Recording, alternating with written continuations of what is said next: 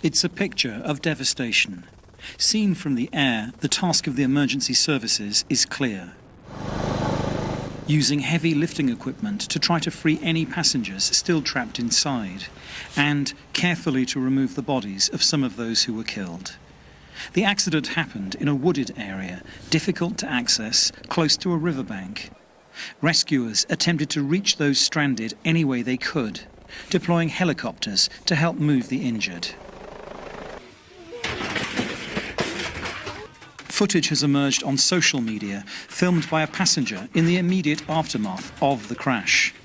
The chaos on board is clear, as is the suffering of the injured.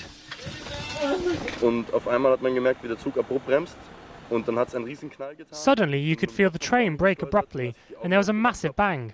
My head was held forward, and when I opened my eyes again, all was dark. All you could hear was people shouting and screaming. Right next to me there was a boy lying on the ground, whom I picked up and put on my seat next to me. Then I asked around if anyone was hurt.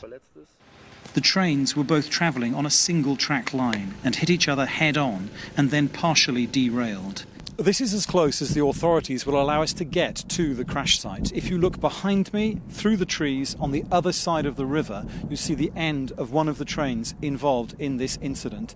And then moving down the riverbank, following the natural curve where the ambulances are, is the point of the collision.